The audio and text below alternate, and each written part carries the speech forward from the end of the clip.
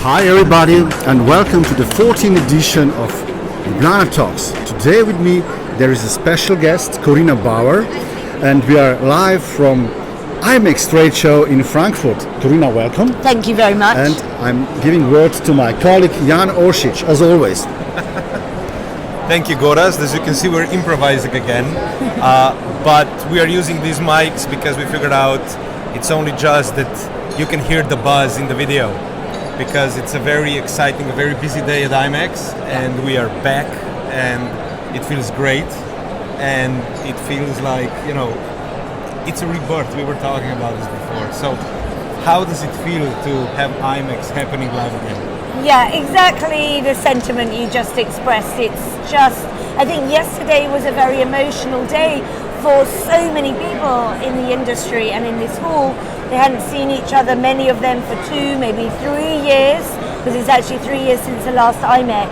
And I think, but beyond just seeing people again, I think it was an expression of seeing the hall, seeing the whole world here together, seeing familiar faces, that we're back together, and that this is a time for us to really restart again. And I think there's a lot of excitement and relief and just passion that our industry has around that.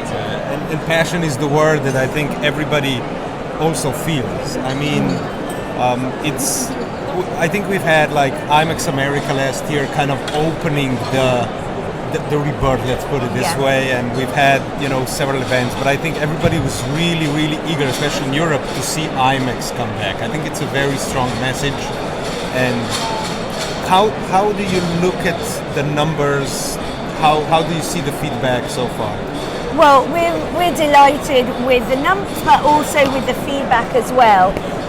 Of course, it's not as large as it was in 2019, but that wasn't our expectation, because what we do really is mirror the marketplace as it is today. And I think what we're seeing is that it's vibrant, it's determined, it's resilient. There's an amazing amount of business being done on the show floor. That's the feedback we're getting, which we're so happy about, because we can see the numbers coming in, we can see the buyers coming, but do they have business? Are they signing? Are they ready to sign? And the feedback we're getting that's the case. And I think we all know that demand for events has bounced back very fast, and that really the challenge is meeting that demand now, and our industry rebuilding itself so that we can meet the demand from the corporates to put on the events that they so desire for their teams and their clients. So that's I think our biggest challenge at the moment as an industry. Carina, there is a lot of things going on, a lot of events, and what are your highlights? What would you pick up from this really intensive program? Yeah, I mean, my biggest highlight is just being on the exhibitor stands with all of you, and seeing the events and the investment that the exhibitors are putting back, and the destinations, the hotels back into the show and for the industry. So that's my biggest highlight for sure, especially after 3 years. It's so special to do that. But we have spent a lot of time during the pandemic really thinking about the experience that we can build, especially for the attendees and the buyers that are coming, to make sure they stay longer in the show, to make sure that they want to come back, and that they're really not only being able to do their business here, but getting a really fantastic professional and personal development experience. So my other highlight really is Hall 9, which we have completely redesigned. We have some amazing educational sessions in there. And one of my highlights, which is new in there, is called the Listening Lab. In this time when we're all coming out of the pandemic, there's a lot of mental health issues and just trauma to talk about. We've brought here some trained coaches and therapists who can just sit down for one-to-ones and talk to people, and they're also doing education. So I think that's one of my sort of professional development highlights. And then the other one, which I really love, is we have a couple of guys here. They started their business during the pandemic running virtual events. They're from America, a company called Westbeat Productions, young guys, mid-20s. I met them at IMEX America. They were there as hosted buyers.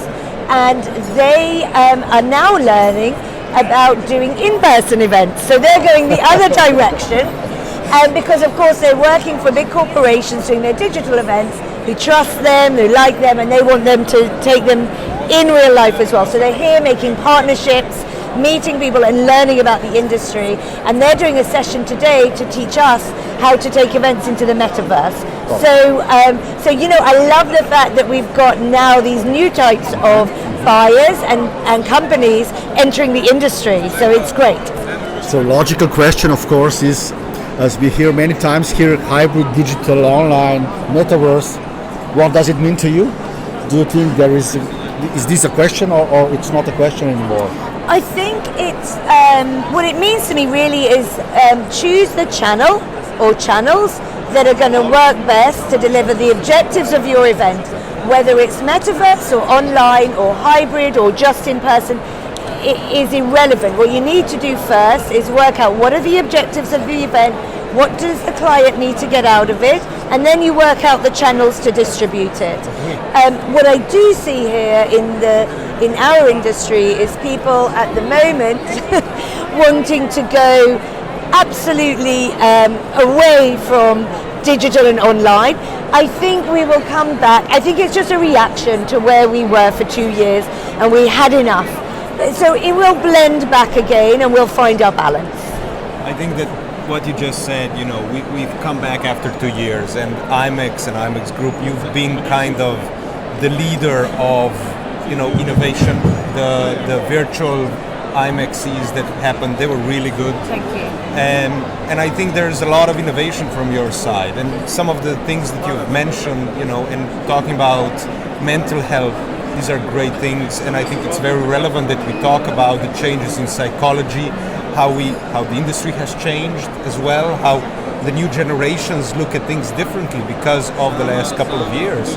And there's actually 2 questions I want to ask you. First is, how do you see these changes affect your business as is? So I would say, it is a little bit different than the IMEXs before the pandemic. But also, how do you see it going forward?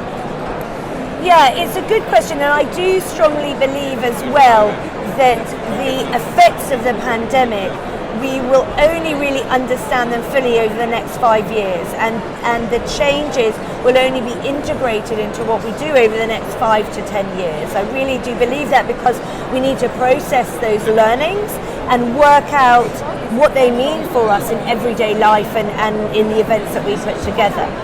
In terms of IMEX, I think in terms of our business and all of our businesses, what I see is that there is a willingness and an openness to experiment more, to be innovative, to try things, to showcase new things, to be happy with failure sometimes, and say, we tried this, it didn't work, now we're going to try this. And I think there's a bit of a relaxation in that. I think that's the sentiment that I feel.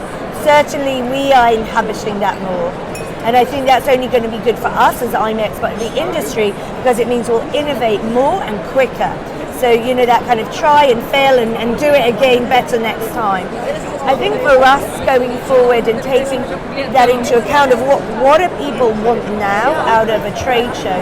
Well, in many respects, they wanted what they wanted before. They want to come here, they want to have an effective, efficient experience, they want to get their business done, you want to get business done, so do the buyers. But I think people also want a more all-encompassing experience as well. And I think going forward, that's also what we'll look at. How can we make sure they're coming here, and that we've always talked about it's more than a trade show. We've been successful in doing that, but I think we need to be even more successful going forward to make sure that that new generation that come in, they want to meet face to face, but they do that differently. Yeah. They want to make sure want to meet their tribe. They want to get their business done. They want to have personal development. All of those things, and they want to make sure it's a really worthwhile use of their week when they could have otherwise been sitting at home with their family or whatever. So I think we just have to be very conscious of that in all the events we put on, whatever they are, that people are much more conscious of their time than they were pre-pandemic.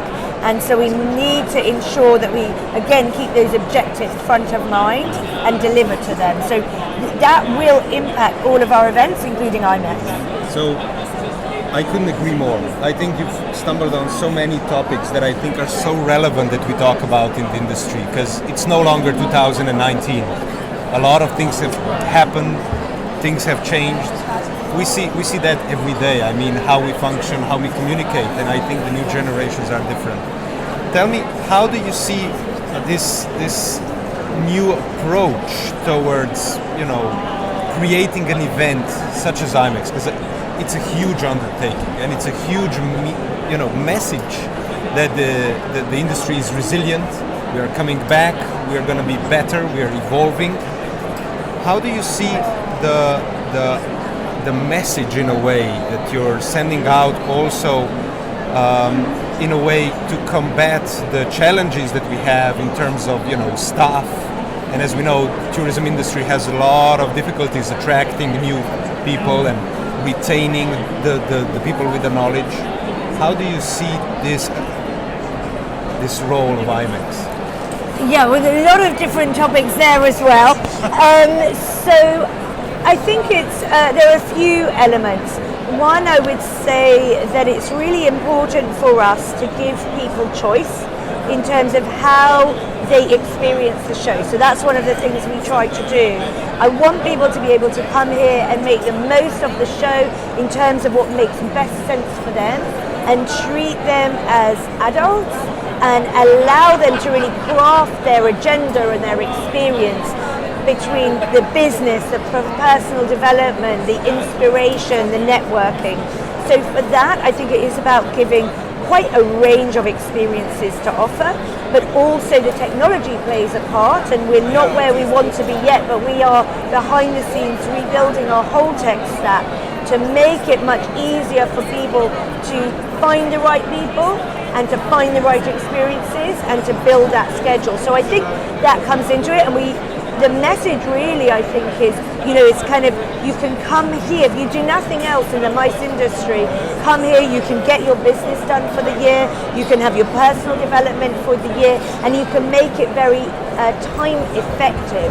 The other thing with that is that we're hearing and seeing is that people are starting to measure their carbon, and they're having to report that back to their companies. So again, if they can do all of those things in one place and time, it's also more effective from a carbon management perspective and a travel perspective. So that's also really important. Of course, you cannot replicate this relationship building anywhere else, or in any other way, online.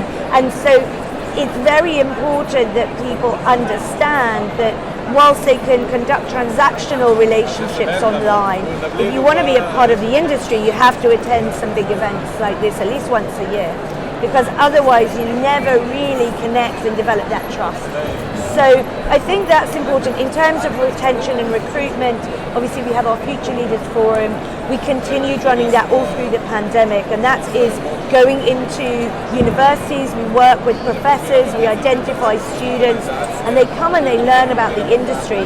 And I look around this room and I know so many people in senior positions who've been through that program over the past 20 years.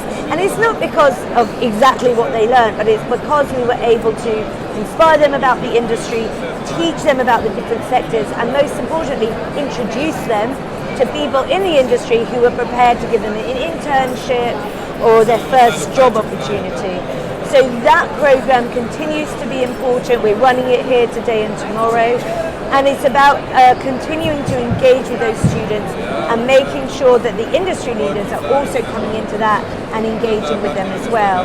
That's one small thing that we can do, but that needs to be replicated probably across the world, because we need to give young people the knowledge that this is an amazing industry for them to work in, and that they have a fantastic career opportunity, and it's not something to just fall into. So I think there's a big challenge there for us, for sure, for the whole industry. Very interesting point. And maybe one question from my side. I saw some burnout syndromes before the crisis, before the corona. So did we learn something during the crisis to make this industry better? in terms of sustainability and in terms of what we talked about actually, to deliver actually good ROI for the clients, for the whole actually society. So. Yeah, I mean, I think we have all learned over the pandemic. Burnout is a real issue, and I think that is partly why we're seeing such extraordinary staff shortages at the moment. And we know that's true from our own personal experiences and those of our friends and family and colleagues. In terms of what we've learned, I think from an event experience, we can learn a lot about how we help people to have a better experience when they're at an event and not go home absolutely exhausted, but allow them that opportunity to have some white space, some downtime, if that is what they want. In terms of sustainability, I think this is a critical area for our industry. You know, we already knew that we had to deal with the issue of sustainability and event sustainability in particular pre-pandemic, and that's been accelerated. There's no getting away from it, and we need to genuinely show and change our practices so that we reduce waste, we reduce carbon, and we start to truly build events that we can be proud to call regenerative. Unless we do that, I think we have a much bigger issue coming down the line as an industry. And what is your favorite place in Frankfurt, if you have some free time? Oh, well, that's a good question. Well, one thing I would say is I've been enjoying getting around Frankfurt on the e-scooters. So that's been a lot of fun today. Right in the center of the city, in the shopping district, there's a great little coffee shop called the Bunker, just around from the Alte Oper, so I really like it there, and they're great shops. Last night I went to a fantastic restaurant. I think it's one of my favorite in Frankfurt, called Zenzakan, Pan-Asian, quite pricey but very good. And then apart from that, I think the riverside is lovely. We had the IMEX run there this morning. It's a beautiful run. It's and you know, it's lovely to see the locals running round as well. So I think the riverside is great. And when I came to Frankfurt back in 2006 for the World Cup, the riverside was just bouncing with energy and people and festivals. So I really enjoyed it since that time. IMEX has been in Frankfurt for a while, and you know, I think it's a part of our identity. It's a must-attend event. But there's also some really interesting, you know, side events like the run, and I mean, you've done so many things, and we've done so many things together, from IMEX, you know, helping out with IMEX Challenge and talking about sustainability and, you know, just pushing the envelope, which I find really, really great, because I think you really have an important role as a player. But you also had the policy forum. What would you say were the main takeouts from that? Yeah, so, well, I must say that I was only able to make the policy forum at the end, so I can't tell you exactly what was said in the room. What I would say is, what was fantastic yesterday is that we had 30 policymakers, either from the national level or the city level, in the room from 12 different destinations around the world, which is the largest contingent of policymakers we've ever had at a policy forum. And I think that shows how engaged right now we can get the policymakers, because politicians across the world are looking for ways to rebuild their economic development and develop jobs and develop inward investment. And if we can really bring them and show them how they can utilize the events industry to do that, then I think we can really make a step forward in terms of our advocacy. And we saw during the pandemic that policymakers didn't understand what we did, and that wasn't specific to Slovenia or the UK or Germany, it was global. So we have a big job to do. The other thing I'd say is it was a very well curated program. It was very interactive. There was very good discussion that took place between the sort of experts we had in the room together with the policymakers in the industry. And we will be bringing all of that together and releasing some outcomes from that session.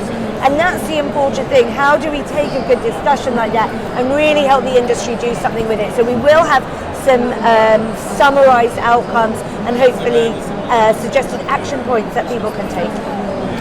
the last question, Carina, for you is what wakes you up at night during these crazy times? Actually, I'm a pretty good sleeper. I think I didn't sleep that well on Monday night. It felt like first year nerves a little bit. So that's the only thing, I was part excitement and part nerves. But, ultimately, I think we've all learned that we have to learn to control the controllables. We can't do what we can't control what is outside of our realm. And so I always feel that if we are doing the job to the best of our ability, if we are looking at everything, if we are being innovative, if we're trying new things, that we have nothing to fear because or be nervous about. We just need to keep being resilient and trying those things, and ultimately that will benefit the industry, ourselves, and we can sleep easily at night then. Thanks a lot. That is really a great message to all of you. And Jan, the last word is yours. And I just want to thank you again. Yes. This is really, really, really great, and I think we succeeded in capturing a moment in time and creating a document that will stay online, and that perhaps in a couple of years we can go back and review and say, wow, because I think we also caught the buzz of the stand. There's a presentation behind us, there's people all around us, and it's so exciting, and it's a great message to go forward. Absolutely, I agree. Thank you. Thank Thanks you. for having me. Thanks for being our guest. Thanks a lot.